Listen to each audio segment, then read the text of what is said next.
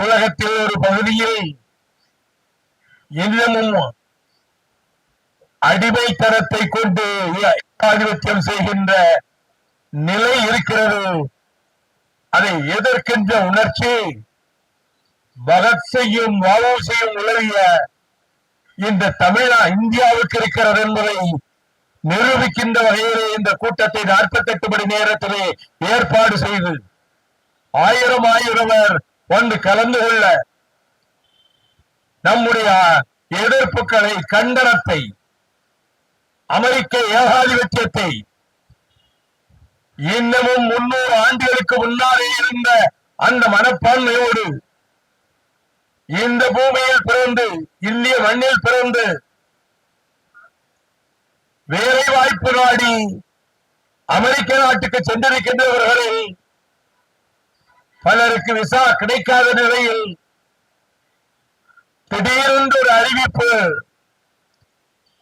தேர்தல் முடிவு வந்து சேர்ந்தும் சேராத நேரத்திலேயே அமெரிக்க நாட்டின் வரலாற்றில் 2 குடியரசுத் தலைவர்கள் பதவி இடைநீக்கம் செய்யப்பட்டார்கள். தலை குற்றச்சாட்டின் பேரிலே இம்பீச்மென்ட். பாராளுமன்றமே கொண்டு வந்து அந்த ஜனாதிபதிகளை தூக்கி எறிந்தது. அதே போல நம்முடைய ட்ரம்ப் அமெரிக்க ஜனாதிபதி அவருடைய அறிவிப்புகள் பற்றி 20 நாட்களாக அமெரிக்காவிலே என்ன பேசுகிறார்கள் என்று என் நண்பர்களிடம் கேட்டேன். மனநிலை கோளாறாகிவிட்டது எங்கள் குடியரசுத் தலைவருக்கு. இதனுடைய விளைவு 4 ஆண்டுகள் முடிவதற்குள்ளாகவே அவருடைய குடியரசுக் கட்சி உறுப்பினர்கள் சேர்ந்து அவர் மீது தலை குற்றச்சாட்டு, இம்பீச்மென்ட் கொண்டு வந்து அந்த பதவியிலிருந்து தூக்கி எறிகின்ற நிலை வரும் என்று அமெரிக்க நண்பர்கள் சொல்கிறார்கள். அவர் சொல்கிறார், மெக்சிகோவுக்கு போகிற பாதையை சுவைத்து அடைப்பேன், அங்கிருந்து இங்கு வந்தவர்களை நான் விரட்டி அடிப்பேன், பனாமா கால்வாயை நான் அபகரித்துக் கொள்வேன். கனடா என்பது ஒரு நாடு அல்ல, அமெரிக்க நாட்டினுடைய ஒரு மாநிலம். இப்படி பேசுகிறவருக்கு மனநிலை சரியாக இருக்கிறது என்று யாரும் கூற முடியாது. அப்படி புரட்டிக் கொண்டும் உளறிக்கொண்டும் ஓங்கார போலெடுத்து இடைச்சாதிகார நடவடிக்கைகளை நிலைநாட்டிக் கொண்டிருக்கக்கூடிய டொனால்டு ட்ரம்ப் அவர்களை இந்தியாவின் தலைமை அமைச்சர் மதிப்புக்குரிய நரேந்திர மோடி அவர்கள் அமெரிக்க நேரப்படி நள்ளிரவு அங்கு வெள்ளை மாளிகையிலே சந்திக்கிறார். அதற்கு பிறகு உலகத்திலேயே இவ்வளவு நவீன வசதிகள் கொண்ட ஒரு விருந்தினர் விடுதி எங்கும் கிடையாது என்று சொல்லப்படுகிற அந்த விடுதியிலே தங்குகிறார் நரேந்திர மோடி. காந்தியார் எப்படி லண்டனுக்கு போனார்?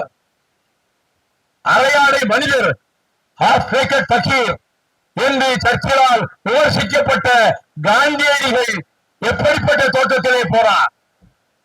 அவருடைய சிலை அமெரிக்காவிலே இருக்கிறது, கண்ணீர் வெடிக்கும். மக்களால், மக்களுடைய மக்களுக்காக அரசு என்று விளக்கம் தந்த ஆபிரகாம் லிங்கனின் சிலை கண்ணீர் வெடிக்கும். அவ்வளவு கொடுமையான காரியம் இது. 104 இந்தியர்களை, தமிழர்கள் உள்ளிட்ட இந்தியர்களை கால்களுக்கு தனியாக விலங்கு, கைகளுக்கு தனியாக விலங்கு, இந்த கைகளுக்கும் கால்களுக்கும் இடையிலே இணைக்கின்ற ஒரு விலங்கு நீங்கள் சினிமா திரைப்படங்களிலே பார்த்திருக்கலாம்.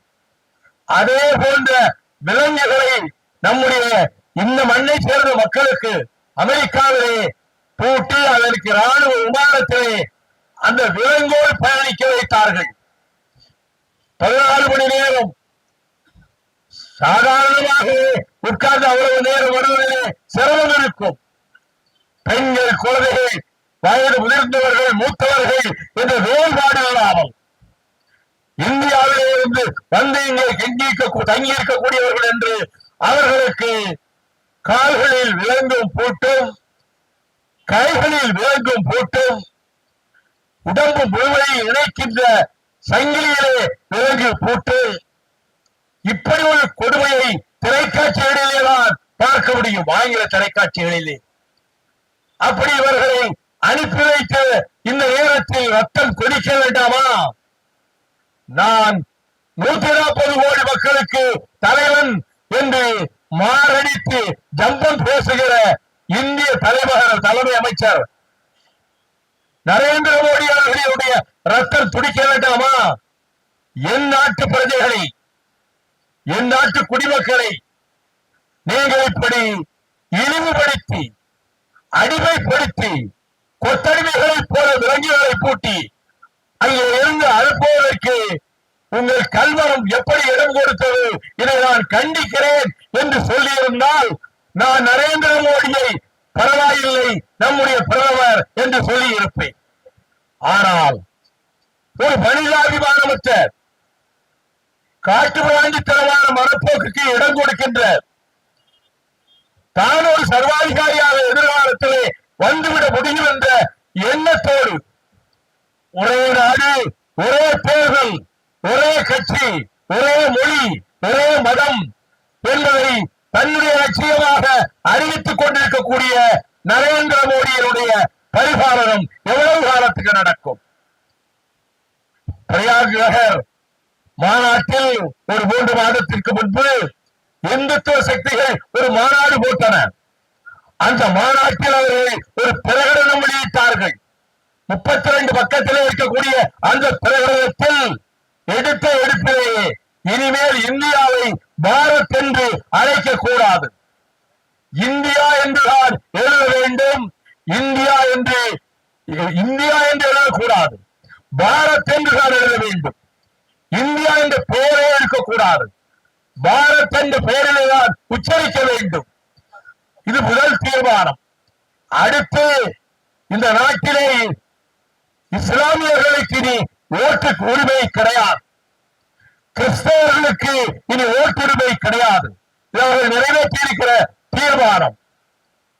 இந்த உபகண்டத்தினுடைய தலைநகரம் இனிமேல் டெல்லி பட்டணமாக இருக்காது, வாரணாசிதான் பாரத் என்ற நாட்டுக்கு தலைநகராக ஆக்க முடியும். இந்தியும் சமஸ்கிருதமும் தவிர வேறு மொழிகளுக்கு இந்தியாவிலே இடமில்லை. தலைநகர் டெல்லியை முகமது பின் துக்ளக் மாற்றினார் தேவநாகரி. பின்னர் வரலாற்று முட்டாள் என்று அவன் வர்ணிக்கப்பட்டான். அதே போன்ற அறிவுக்கு பொருத்தமில்லாத செயலில் இந்துத்துவ மாநாடு தீர்மானம் போட்டிருக்கிறது. டெல்லியை விட்டு நாங்கள் வாரணாசியிலே, அங்குதான் RSS தொடங்கப்பட்டது, அங்குதான் இந்துத்துவ முளைவிட்டது, அங்குதான் வேர் பிடித்தது. அந்த வாரணாசிக்கு இந்த பாரத் நாட்டினுடைய தலைநகரை ஆக்கிவிடுவோம் என்று சொல்லுகிறார். 300 ஆண்டுகளுக்கு முன்னாலே விமானத்திலான கப்பல்களில் குய்யோ முறையோ என்று கூவிக்கொண்டு அலறிக்கொண்டு விலங்குகள் கட்டப்பட்டிருக்கக்கூடிய கால்களிலே இருந்து ரத்தம், கைகள் கட்டப்பட்டிருக்கக்கூடிய கரங்களிலே இருந்து ரத்தம், கீழே விழுந்து தலையிலே இருந்து ரத்தம். இப்படித்தான் ஆப்பிரிக்க கண்டத்தில் இருக்கக்கூடிய நீக்ரோ மக்களை, கருப்பர்களை நீக்ரோ என்று அழைக்க கூடாது. நாம் அந்த கருப்பர் மக்களை வேலைக்கு கொண்டு செல்கிறோம் என்று அமெரிக்கா உள்ளிட்ட நாடுகள் கொண்டு சென்ற போது அமெரிக்கா தான் அவர்களை அந்த கப்பலில் வருகிற மாத கணக்கில் கைகளுக்கும் கால்களுக்கும் விலங்கு போட்டு வைத்திருந்தார்கள். அந்த வேதனையை பொறுக்க முடியாமல் பல பேர் செத்து போனார்கள் கப்பலிலேயே. அந்த பேரையை எடுத்து கடலிலே வீசினார்கள். இதை கண்டித்துத்தான் ஆபிரகாம் லிங்கன் பின்னாளில் குரல் கொடுத்தார். இதை கண்டித்துத்தான் ஜான் எஃப் கென்னடி இந்த மக்களுக்கும் உரிமை கொண்டு வந்து அறிவித்தார். ஆக 300 ஆண்டுகளுக்கு முன்னாலே ஆப்பிரிக்க கண்டத்து கருப்பர் மக்களுக்கு என்ன நடந்ததோ அது நம்முடைய நாட்டிலே இருந்து சென்ற நம் சகோதரர்களுக்கு, நம் சகோதரிகளுக்கு இழைக்கப்பட்டிருக்கிறது என்றால் எங்கள் மேலே துடிக்கிறது. அப்படி பூட்டப்பட்டிருக்கிற நேரத்தில் என்ன நினைத்திருப்பார்கள்? 140 கோடி மக்கள் நம் நாட்டிலே இருக்கிறார்கள். ஒரு ஆட்சி பெரும்பான்மையோடு நடக்கிறது. அவர்கள் உடனடியாக தலையிட்டு இந்த விலங்குகளை அகற்ற சொல்வார்கள். இந்த விலங்குகள் அகற்றப்பட்டுவிடும். பாதி தூரத்துக்குள்ளாகவே நமக்கு ஒரு விமோசனம் கிடைத்துவிடும் என்று அவர்கள் நினைத்தார்கள். நடக்கவில்லை. ஆனால் இப்படி கைகால்களிலே விலகி போடப்பட்டு விட்டுச் செல்லப்படுகிறார்கள் என்பதை அமெரிக்க பத்திரிகைகளும் அமெரிக்க தொலைக்காட்சிகளும் வெளியிட்டன. ஜெய்சங்கர் அமைச்சர் அவர்களை கேட்கிறேன், நீங்கள் ஏன் ஒரு கண்டன அறிக்கை கொடுக்கவில்லை? கொடுக்க முடியாது உங்களால். இங்கே நரேந்திர மோடி இன்றி வேறு எவரும் எதையும் அசைக்க முடியாது. முடிந்தால் அவருக்கு ஒத்துப்பாடுகின்ற அமித்ஷா வேண்டுமானால் அறிக்கை விடலாம். ஆகவே நரேந்திர மோடி இதை கண்டிக்கவில்லை. வெட்கமில்லாமல், மான ரோச உணர்ச்சி இல்லாமல் அமெரிக்காவிலே இருக்கக்கூடிய அந்த உலக புகழ்பெற்ற விடுதியிலே நல்ல அறுசுவை விருந்து, சைவ விருந்து சாப்பிட்டு விட்டு அந்த டொனால்டு டிரம்ப் என்று மனக்கோளாறு பிடித்த ஒரு மனிதனை கை கொடுத்து நாங்கள் இந்தியாவுக்கு நீங்கள் எல்லா உதவியும் செய்ய வேண்டும் என்று கேட்டீர்களே, இந்த அக்கிரமத்தை கேட்டீர்களா? நடந்து போன அநீதியை கேட்டீர்களா? எங்கள் மக்களை இப்படி இழிவுபடுத்திய கொடுஞ்செயலை பற்றி கண்டித்தீர்களா? அப்படி நீங்கள் கண்டித்திருந்தால் தொலைக்காட்சியிலே செய்தி வந்திருக்கும், ஏடுகளிலே செய்தி வந்திருக்கும். அப்படி நீங்கள் கண்டிக்கவில்லை, அந்த பேச்சையை நீங்கள் எடுக்கவில்லை. எனக்கு நினைவிருக்கிறது, 2004ஆம் ஆண்டு நான் கொட்டடியிலிருந்து வெளிப்பட்ட விடுதலை செய்யப்பட்ட அந்த ஆண்டினுடைய கடைசியில் டிசம்பர் 26 இங்கெல்லாம் பூமி நடுக்கம் ஏற்பட்டது. இங்கே இருந்து கன்னியாகுமரி வரையிலும் பூமி நடுக்கத்தால் பல்லாயிரக்கணக்கான மக்கள் இறந்தார்கள். சுனாமி, அந்த சுனாமி அலை அடித்த அதே காலகட்டத்தில் கிராண்ட் கேமன் தீவு என்று சொல்லப்படுகிற அமெரிக்காவுக்கு பக்கத்திலே இருக்கிற ஒரு தீவில் 500 தமிழர்கள் வசிக்கிறார்கள். அங்கே பூமி எதிர்ச்சி ஏற்பட்டது. அங்கே புயல் வீசியது. வீடுகள் எல்லாம் இடிந்து தரைமட்டமாயின. அவர்கள் ஆங்காங்கு கிடைத்த இடங்களை கைகளால் பற்றி கொண்டு சாயாமல் நிமிர்ந்திருக்கிற கட்டடங்களில் உச்சியிலே உட்கார்ந்து கொண்டு நம்மை யார் காப்பாற்றுவது? ஒவ்வொரு நாட்டினுடைய விமானமும் வந்து அங்கே பாதிக்கப்பட்ட மக்களை அந்தந்த நாடுகளுக்கு கொண்டு செல்கிறது. கண்ணால் பார்க்கிறார்கள். சோவியத் ரஷ்யாவினுடைய கப்பல்கள் வருகின்றன, விமானங்களும் வருகின்றன. அவர்கள் வெளியேற்றப்படுகிறார்கள். ஐரோப்பிய கண்டத்து நாடுகளின் கப்பல்களும் விமானங்களும் அவர்கள் நாட்டிலே இருந்து வந்து அங்கே பாதிக்கப்பட்டவர்களை அனுப்புகிறார்கள். எனக்கு இரவு 10 மணிக்கு தொலைபேசி வந்தது, அலைபேசி. யார் என்று கேட்டேன். பரிகாரத்துக்குரிய ஒரு தமிழன். நாங்கள் கிராண்ட் கேமன் தீவில் புயலும் வெள்ளமும் அடிப்பதனாலே வீடுகள் எல்லாம் அடித்து செல்லப்பட்டு நாங்கள் அனாதைகளாக, அகதிகளாக நாங்கள் அந்த மாடுகளிலே நின்று கொண்டிருக்கிறோம். நீங்கள் எவ்விதத்திலாவது எங்களை இந்தியாவுக்கு கொண்டு போய் சேர்க்க ஏற்பாடு செய்ய வேண்டும் என்று இடத்திலே அழுது கொண்டே அந்த சகோதரன் கேட்டார். நான் முழு விவரங்களையும் தெரிந்து கொண்டு, பிரதமர் எங்கே இருக்கிறார்? மன்மோகன் சிங் அமெரிக்காவிலே இருக்கிறார். இந்நேரம் எங்கே இருப்பார்? குடியரசுத் தலைவரோடு உரையாடி கொண்டிருக்கிறார் என்று சொன்னார்கள். நான் அமெரிக்காவிலே இருக்கக்கூடிய ரோனன் சென் என்கின்ற இந்திய போரை அடுத்து அலைபேசியிலே அழைத்து 500 தமிழர்கள் உயிருக்கு போராடி கொண்டிருக்கிறார்கள் கேமன் தீவிலே. மற்ற நாடுகள் எல்லாம் அவர்களை விமானங்களிலே அழைத்துக் கொண்டு போய் பத்திரப்படுத்தி விட்டார்கள். நம்முடைய நாடு ஏதாவது செய்ய வேண்டாமா? நீங்கள் செய்ய வேண்டாமா? நம் பிரதமர் டாக்டர் மன்மோகன் சிங் அங்குதானே இருக்கிறார், பக்கத்திலே தான் இருக்கிறார். அப்படியானால் அவரிடத்திலே இந்த உங்களிடம் இருக்கக்கூடிய அலைபேசியை கொண்டு போய் கொடுங்கள் என்றேன். அவர் அலைபேசியை வாங்கிக் கொண்டு what mister Vaiko, what is the urgency என்று கேட்டார். என்ன அவசரம்? என்னிடம் உடனே பேச வேண்டும் என்றீர்களாமே என்று. அப்போது சொன்னேன், 500 தமிழர்கள் கிராண்ட் கேமன் தீவிலே அனாதைகளாக, அகதிகளாக உயிர் எந்த நேரம் போகும் என்று தவித்துக் கொண்டிருக்கிறார்கள். நீங்கள் இந்திய விமானங்களை அனுப்பி அவர்களை கொண்டு போய் இந்தியாவுக்கு கொண்டு வாருங்கள், பெரும்பாலும் தமிழர்கள் என்று சொன்னேன். மீண்டும் இந்த அலைபேசியை நான் ரோரன்சனிடம் கொடுக்கிறேன், இப்பொழுதே நடவடிக்கை எடுக்கிறேன் என்றார் டாக்டர் மன்மோகன் சிங். அந்த விடிகாலத்திற்குள்ளாக இந்திய விமானங்கள் பறந்து சென்றன. 500 பேரையும் பெரும்பாலும் தமிழர்கள் விமானங்களை ஏற்றிக்கொண்டு இந்தியாவுக்கு கொண்டு வந்து சேர்த்தார்கள். இதை நினைத்துக் கொண்டுதான் சிறையில் விரிந்த வடல்கள் என்று நான் சிறைச்சாலையிலே இருந்து கண்மணிகளுக்கு எழுதிய கடிதங்களின் தொகுப்பை டாக்டர் கலைஞர் அவர்கள் முன்னிலையில் டாக்டர் மன்மோகன் சிங் வெளியிட்டார். வெளியிட்டுவிட்டு அவர் பேசும்போது, டாக்டர் மன்மோகன் சிங் பிரதமர் பேசும்போது, நான் வைகோ அவர்களுடைய நூலை இங்கே வெளியிட்டேன். From the portals of your prison, சிறையில் விரிந்த மடல்கள். நான் ஒன்றை சொல்ல விரும்புகிறேன். வைகோ என்னை அடிக்கடி வந்து டெல்லியிலே பார்ப்பார், சந்திப்பார், முறையில் வைப்பார். ஒரு தடவை கூட ஒரு தனிப்பட்ட நபருக்காகவோ தனிப்பட்ட நிறுவனத்துக்காகவோ தனக்காகவோ அவர் என்னிடம் எந்த கோரிக்கையும் வைத்ததில்லை. பொது பிரச்சனைகளுக்கு, தமிழ்நாட்டினுடைய பொதுநலனை காப்பதற்கு, அதற்குத்தான் அவர் என்னிடம் வருவார். ஆகவே ஐ சல்யூட் ஹிம், நான் அவருக்கு வணக்கம் செலுத்துகிறேன் என்று டாக்டர் மன்மோகன் சிங் பேசினார். அப்படி ஒரு பிரதமரும் இந்த நாட்டிலே இருந்தார். ஆனால் நான் சொல்லுகிறேன், ஒரு நாட்டினுடைய குடிமகனுக்கு, பிரஜைக்கு உலகத்தில் எங்கே ஆபத்து ஏற்பட்டாலும் அந்த நாட்டு அதிபர் அல்லது பிரதமர் கொடுத்து எழ வேண்டும், எச்சரிக்கை விட வேண்டும். என் பயணத்தை நான் ரத்து செய்கிறேன், நீங்கள் இப்படிப்பட்ட அக்கிரமத்தை செய்து விட்டீர்கள் என்று அவருக்கு ட்ரம்புக்கு கன்னத்தில் அடித்தால் போல் பதில் சொல்ல வேண்டும். நீங்கள் அங்கே போய் விருந்து பிரமாணமாக இருந்தது, வரவேற்பு ரொம்ப சிறப்பாக இருந்தது என்று பேசிவிட்டு தொழிலதிபர்களை எல்லாம் நான் அழைத்திருக்கிறேன் என்று பேசிவிட்டு வந்தீர்கள். ஒரே ஒரு சம்பவம் நான் சொல்லுகிறேன்.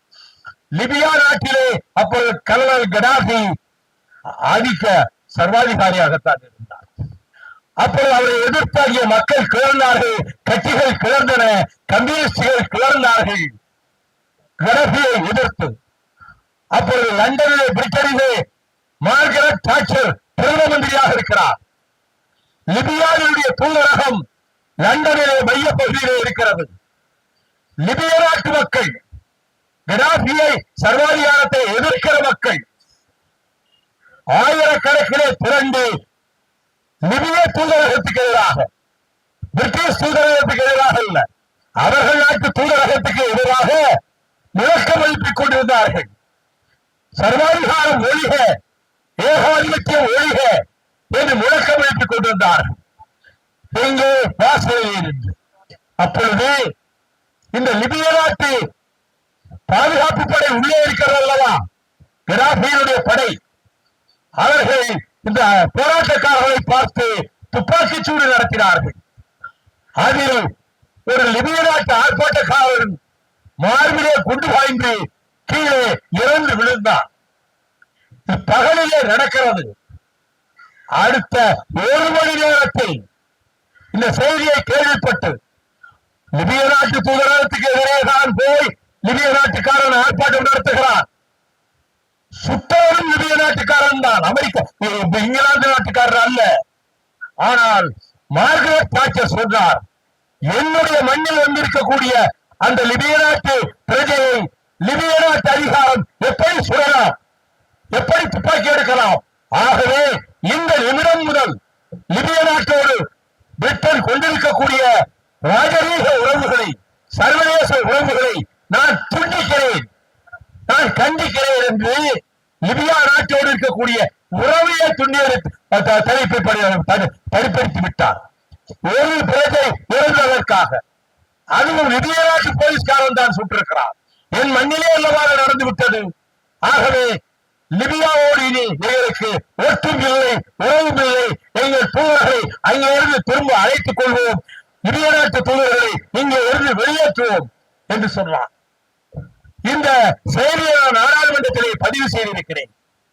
அப்படி ஒரு அரசு என்றால் அந்த மக்களை காப்பாற்றுகின்ற அரசாக இருக்க வேண்டும். ஆனால் நம்முடைய மக்களை கைகளுக்கும் கால்களுக்கும் விலங்கு போட்டு அதை மகிழ்ந்து அறுசுவை விருந்தும் உண்டு சாதித்து விட்டு வந்து விட்டார். இன்னைக்கு போடுவா, சாயங்காலம் நாளைக்கு பேப்பர்ல போடுவான். சாதித்து வெற்றி கொடி நாட்டிவிட்டு வந்துவிட்டார் நரேந்திர மோடி. சாதாரணமான ஆளா என்று நாளே பத்திரிகைகளிலே பார்க்கலாம், தொலைக்காட்சிகளிலே பார்க்கலாம். ஆனால் நான் ஒன்று சொல்கிறேன், அவருடைய நோக்கம் அமெரிக்க ஜனாதிபதியை போல் தான் இந்தியாவின் ஜனாதிபதியாக வேண்டும், ரஷ்ய அதிபரை போல் நான் இந்தியாவினுடைய அதிபராக வேண்டும் என்ற நோக்கத்தில் தான் ஒரே தேர்தல், ஒரே கொடி, ஒரே நாடு என்று சொல்லிக் கொண்டிருக்கிறார். அப்படி அவர்கள் அதை கொண்டு வந்து நிறைவேற்றிவிட்டார். அதற்கு பிறகு அரசியல் சட்டத்தை, பாபா சாஹேப் டாக்டர் அம்பேத்கர் தந்த அரசியல் சட்டத்தை தங்கள் இஷ்டத்துக்கு வளைத்துக் கொண்டிருக்கக்கூடிய நரேந்திர மோடி அரசு இந்த நாட்டுக்கு இனி பிரதம மந்திரி ஆட்சி முறை தேவையில்லை, ஜனாதிபதி ஆட்சி முறை வேண்டும் என்று ஒரு தீர்மானத்தை கொண்டு வந்து நிறைவேற்றுவதற்கு அவர் முனைவார் என்று என் மனதிற்குள் ஒரு எண்ணம் ஓடிக்கொண்டிருக்கிறது. அதேதான் அவர் சந்தோஷப்படுவார். மொத்த இந்தியாவையும் கட்டி ஆண்ட பிரிட்டிஷ்காரனை போல நரேந்திர மோடி இந்த நாட்டையே தன் காலடியிலே வைத்து நசிக்க விடலாம் என்று நினைத்துத்தான் இந்த இந்துத்துவ சக்திகளினுடைய ஏஜெண்டுகளாக கோடி கோடியாக டாலராக வாரி எரிகின்ற அதானியையும் அம்பானியையும் வலது பக்கமும் இடது பக்கமும் வைத்திருக்கிறார். இவர் முதலாக ஆஸ்திரேலியாவுக்கு விமானத்திலே போறார் நரேந்திர மோடி. உடன் சென்றது யார் தெரியுமா? இந்திய நாட்டு அதிகாரிகளை நான் சொல்லவில்லை. உடன் சென்றது அதானி. அதானியை தன் பக்கத்து இருக்கையிலே உட்கார வைத்துக் கொண்டு இந்திய நாட்டினுடைய ஏர்போர்ஸ் பிளேன், பிரதம மந்திரிக்காக ஒரு விமானம் இருக்கிறது, அந்த விமானத்தில் அதானியை உட்கார வைத்துக் கொண்டு ஆஸ்திரேலியாவுக்கு சென்று அங்கே இருக்கக்கூடிய வெளிவிவகாரத்துறை தூதர்களை அழைத்து இங்கே இருக்கக்கூடிய இந்தியன் பேங்க் அதிகாரிகளை வந்து என்னை பார்க்க சொல்லுங்கள். பார்த்தார்கள். 6000 கோடி ரூபாய் இதோ என் பக்கத்தில் இருக்கக்கூடிய அதானி அவர்களுக்கு நீங்கள் கடனாக கொடுக்க வேண்டும் என்று சொன்னார். அதே போல 6000 கோடி அதானிக்கு கொடுக்கப்பட்டது. அதற்கு இந்திய நாட்டினுடைய விமானத்தை பயன்படுத்தினார். ஒரு சர்வாதிகாரியாக, ஒரு இணைச்சாதிகாரியாக மாறியிருப்பதன் விளைவுதான் அவர் பக்கத்திலே இருக்கக்கூடிய இலங்கைய ஒரு நட்போ என்கிறார். 4 மீனவர்கள் சுட்டுக் கொல்லப்படுகிறார்கள். படகுகள் உடைத்து நெருக்கப்படுகின்றன. நல்ல படகுகளை கொண்டு போய் ஏலம் விடுகிறார்கள். நம் தமிழ் மீனவர்களை அங்கு உள்ள சிறைச்சாலைகளிலே அடைக்கிறார்கள். நாடு இல்லையா தமிழனுக்கு? தமிழர்கள் இந்த நாட்டின் குடிமக்கள் இல்லையா? குஜராத்திலே ஒரு பிரச்சனை என்றால் சீறி எழுகின்ற நம்முடைய நரேந்திர மோடி அவர்களை கேட்கிறேன். எங்கள் மக்கள் தூர தேசங்களுக்கெல்லாம் 1000 ஆண்டுகளுக்கு முன்னாலே சென்றவர்கள், வென்றவர்கள். உங்களுடைய வரலாற்று புத்தர்கள் படையோ மௌரியர் படையோ எதுவும் எங்கே தெற்கே காவிரி கரையிலே கால் வைப்பதே கிடையாது. அப்படிப்பட்ட வீர மரபுக்குரியவர்கள் எங்கள் தமிழர்கள். நீங்கள் இந்த காரியத்தை செய்வதற்கு மன்னிப்பே கிடையாது. இனி மீதம் 487 பேரை அனுப்புவதற்கு ஏற்பாடு நடக்கலாம். 18,000 பேர் இருக்கிறார்களாம் இந்தியர்கள், ஓட்டு உரிமை இல்லாமல், குடியுரிமை இல்லாமல். முதலில் 483 பேரை அனுப்பி வைத்து விட்டு அடுத்தது 18,000 பேரையும் அனுப்ப திட்டமிட்டிருக்கிறார்களாம். இதை கடுமையான பிரச்சனையாக எடுத்து இந்திய அரசு இதை தடுக்கவில்லை என்றால் இந்த அரசு எங்கள் அரசு அல்ல, இந்திய மக்களினுடைய அரசு அல்ல. இது அதானியின் அரசு, அம்பானியின் அரசு, கோடீஸ்வரர்களின் அரசு. அப்படிப்பட்ட அரசுக்கு முட்டுக் கொடுக்கின்ற காரியங்களை இங்கே இருக்கக்கூடிய ராஜ்பவனத்தில் ஒரு பிரமுகர் இருக்கிறார். பெயரை உச்சரிக்க நான் விரும்பவில்லை. நம் நாட்டு வரலாற்றிலேயே இவ்வளவு மோசமான ஆளுநர் வந்ததே கிடையாது. அவர் இங்கே வந்து சட்டமன்றத்தை தயாரித்துக் கொடுக்கப்படுகின்ற அவர் கவர்னர் உரையை மாற்றிவிட்டு அவர் இஷ்டத்துக்கு வாசித்து விட்டு தினம் அவரே முதலமைச்சரை போல வைத்துக் கொண்டு ஒவ்வொரு இடத்துக்கும் செல்கிறார், பார்வையிடுகிறார், கருத்துக்களை பரிமாறுகிறார். இவர் இங்கிருந்து தூக்கி எறியப்பட வேண்டும் என்பது மட்டுமல்ல, அறிஞர் அண்ணா மாநிலங்களவையிலே சொல்வது போல கவர்னர் பதவியே ஒழிக்கப்பட வேண்டும். இந்தியாவுடைய கவர்னர் என்ற பதவியே இருக்கக்கூடாது, எந்த மாநிலத்துக்கும் இருக்கக்கூடாது. மக்களால் தேர்ந்தெடுக்கப்பட்டவர்கள் சட்டமன்ற உறுப்பினர்கள், அவர்களை தேர்ந்தெடுத்துத்தான் ஒருவர் முதலமைச்சராகிறார். ரவி போன்றவர்களுடைய தயவு அல்ல. மக்கள் மக்களால் தேர்ந்தெடுக்கப்பட்ட எம்எல்ஏக்கள். அவர்கள் தேர்ந்தெடுத்தார் ஒருவர் முதலமைச்சராகிறார். அவருடைய உரிமைகளை எல்லாம் பறித்துக் கொண்டு விடலாம் என்று நினைத்து மோடியினுடைய கைக்கூலியாக நரேந்திர மோடி அரசாங்கத்தினுடைய எடுபடி ஏஜெண்டாக ராஜ்பவனில் இருக்கக்கூடிய ஆர்.என். ரவி இந்த மாநிலத்திலிருந்து வெளியேற்றப்பட வேண்டும். அதே போல மத்திய அரசு மன்னிப்பு கேட்க வேண்டும். நாங்கள் இதை உடனே பிரச்சனையை கொண்டு வருவதற்காக இந்திய மக்களிடம் மன்னிப்பு கேட்க சொல்கிறேன். இந்திய மக்களிடம் நீங்கள் மன்னிப்பு கேட்க வேண்டும். இவர்கள் கொடுமையான காரியங்களை செய்துவிட்டு நம்முடைய நாட்டிலும் சுதந்திரதாக உழைச்சி நாட்டின் விடுதலைக்கு போராடியவர்களில் தமிழ்நாடுதான் முன்னிலையிலே இருக்கிறது. அந்த தமிழ்நாட்டு மக்களையும் சேர்த்து அங்கே விலங்குகள் பூட்டி கொடுமைப்படுத்துகிறார்கள் என்றால், சித்திரவதை செய்கிறார்கள் என்றால் நெஞ்சம் கொதிக்குதடி, ரத்தம் துடிக்குதடி. உங்களுடைய அரசு பாழாய் போன நரேந்திர மோடி அரசு அடியோடு வீழட்டும். வருகிற தேர்தல்களிலே அடியோடு வீழட்டும். நாட்டின் ஜனநாயகம் காப்பாற்றப்படட்டும். மீதம் இருக்கக்கூடிய இந்தியர்களை இந்த நிலைமைக்கு ஆளாக்காமல் கொண்டு வந்து சேர்க்க பாருங்கள். இப்படி விலகி போட்டதற்கு பேரிலே எங்களிடம் மன்னிப்பு கேட்க வேண்டும். அதுக்கு பிறகு அமெரிக்க அரசு மன்னிப்பு கேட்க வேண்டும். இதை சொன்னால் உங்களுக்கு முதுகுறும்பு இருக்கிறது என்று நரேந்திர மோடிக்கு சொல்வேன். இல்லாவிட்டால் 45 இன்ச்சு அகலம் என் வாழ்வு என்று சொல்லுகிற இந்த மனிதனுக்கு முதுகுறும்பு இல்லாமல் போய்விட்டது என்று நான் சொல்வேன். இந்த கூட்டத்தை அருமையாக ஏற்பாடு செய்த என்னுடைய அன்பு சகோதரர் முத்தரசர் அவர்களுக்கும், கலந்து கொண்ட பொதுமக்களுக்கும், கலந்து கொண்ட கழக கண்மணிகளுக்கும், கம்யூனிஸ்ட் தோழர்களுக்கும் என்னுடைய நன்றியை தெரிவித்து, வெல்க ஜனநாயகம், வீழ்க சர்வாதிகாரம். நன்றி, வணக்கம்.